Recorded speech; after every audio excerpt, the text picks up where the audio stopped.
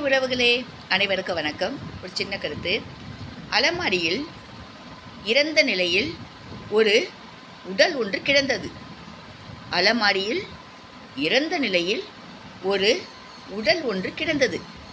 அதன் பெயர் புத்தகம். விசாரணையில் கொலையாளி கண்டறியப்பட்டுள்ளது. அதன் பெயர் மொபைல்.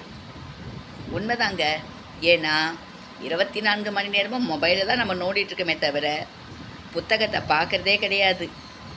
ஒவ்வொருத்தருக்கும் வாசிப்பு திறன் ரொம்ப முக்கியம். என்னதான் மொபைலில் எல்லாமே உலகமே உள்ளடங்கி இருந்தாலும் எல்லாருக்கும் மிக முக்கியமானது, மிக ஆரோக்கியமானது வாசிப்பு திறன் என்பதை யாரும் மறந்து விடாதீர்கள். குழந்தைகளுக்கும் அதை தயவு செய்து பழகிவிடுங்க. வாசிப்பு திறன் வாய் விட்டு படிக்கணும், அதுதான் நல்லது. மொபைல் ஒரு பக்கம் இருந்தால் கூட வாசிப்பு திறன், புத்தகத்தை படிங்க. தலை குனிந்து என்னை பார், உன்னை தலை நிமிர்ந்து வாழ வைப்பேன் அப்படின்னு புத்தகம் சொல்லுதான் கண்ணீர் விட்டு. நீ என்னை தலை குனிந்து என்னை பார், உன்னை தலை நிமிர்ந்து வாழ வைப்பேன்.